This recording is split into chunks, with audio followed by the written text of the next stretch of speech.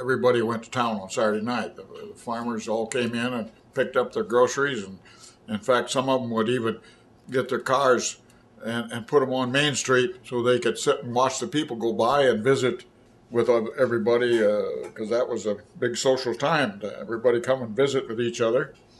And my brother and I, we used to go to the show, and we earned money to spend for Saturday night, and the way we did that, we hoed 3 rows in the garden every day for a penny a row, and then we practiced our piano lessons and got 2 cents for that. So we got 5 cents a day. So we earned 25 cents during the week, and that would for 10 cents for the show and 5 cents for popcorn, why we had money left over. All right.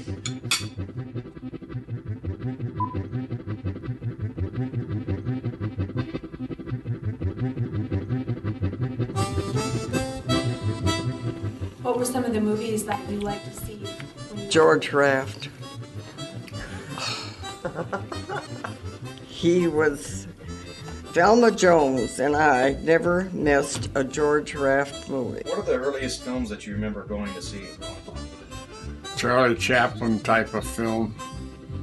Mary Pickford. Captain's Courageous and Spencer Tracy. The first movie I ever seen in a theater was Ma and Pa Kettle. It was Pa and Ma Kettle. It was Old Yeller. Probably have to say it was Old Yeller. Bambi. Saturday Night Fever with John Travolta. The Al Jolson story. I wanted to say it was James Bond, Thunderball. My mom took me to Superman. I don't even think I can remember to tell you what the first movie was I went to there. Yeah. I remember going to Good Morning Vietnam with my grandma and grandpa Bisker and thinking, oh my goodness, as I'm sitting there with them, you know. I remember going to the movie here on a Sunday afternoon, a hot summer day. I was about 7 or 8, went to Gone with the Wind. The first one I remember, Bryce, is the boy with the green hair. Yeah, that was... It was a black and white film, but his hair was green. I remember all the cowboys, the main cowboys that was in them, Gene Autry, Roy Rogers. I loved the weekend double features because there was almost always a Randolph Scott Western, and then the other feature would be a B horror picture.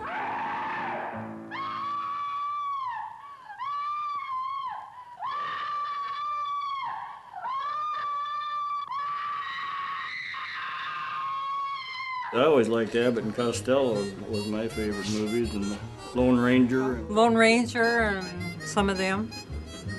I used to get 50 cents a week and we'd go to the movie every Saturday. It was a 14-cent movie that I went to see. Oh, quarter. I know the folks used to give me a quarter to go to the Sunday matinee, and I'd get popcorn in the movie out of it. And you could go for a dime and stay all day long. I can remember going there for 9 cents. And then nobody wanted that penny, so we threw it on the floor wherever we were sitting. I was told if they charged a dime, they had to add a penny tax. And now it would be 11 cents, and they'd have to deal in all those pennies. But I remember it was really hard to come by 10 cents, too, at that time. For doing chores all week, it held it together. I collected pop bottles because you got 2 cents a bottle. And really, it'd only take 5 bottles, and you had a movie ticket. And then if you got out of the movie and went down to Abbott's Variety, you'd get a Nesbitt bottle of orange for a nickel. That was the days when we enjoyed life. Don't enjoy it now? Oh, yeah. Oh, yeah. Part of the philosophy that we use in operating theaters in South Dakota is that we may be in a small town in South Dakota in the middle of the country and far removed from the major metropolitan areas. And perhaps because we live here, because it's a matter of personal pride, but we're going to give you as good an experience here as you can get in Minneapolis, Chicago, New York, LA. We've got the small town friendliness with the big town professionalism and big town amenities that when they come to our theaters, they're getting just what they would in a city.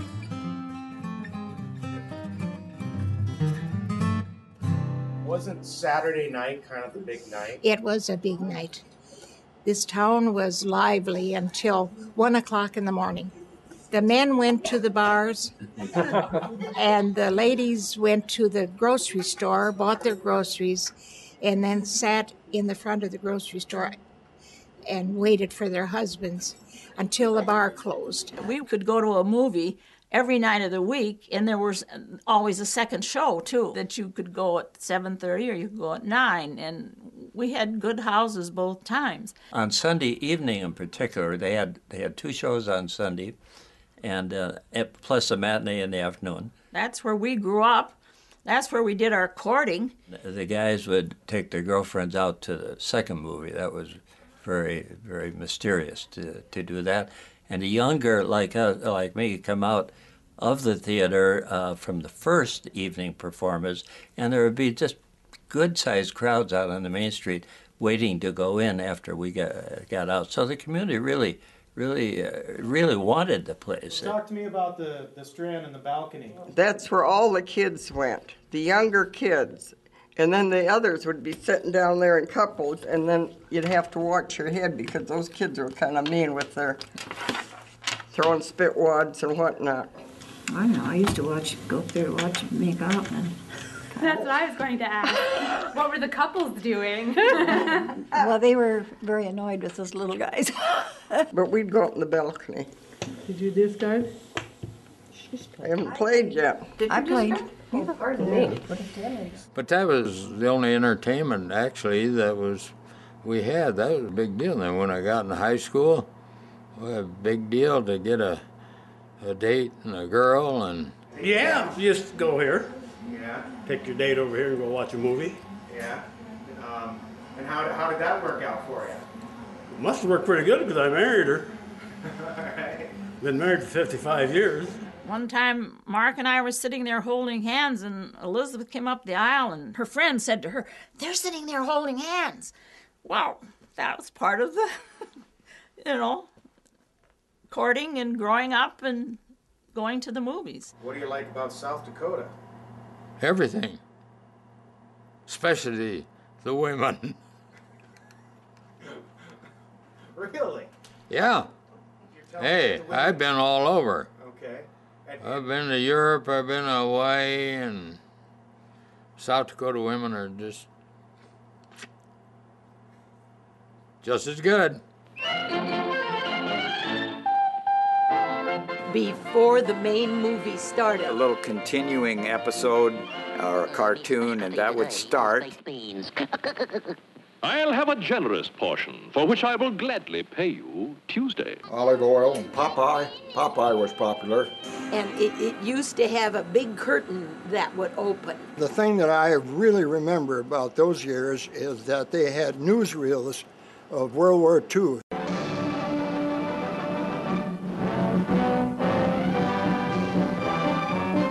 Mr. Churchill evinces keen interest in the paratroopers and their equipment. These are men trained to fight a modern war. Listening in by two-way portable radio. And a lot of people would go to movies just to pick those up because it was like 3-day-old television or something, you know. It was a way of informing the public of the progress in the war. It was very informative. Then there would be, of course, previews of what's coming, and then, of course, the Western. You'd had your supper in jail if I hadn't been there to get you out of that scrape. That was the main attraction.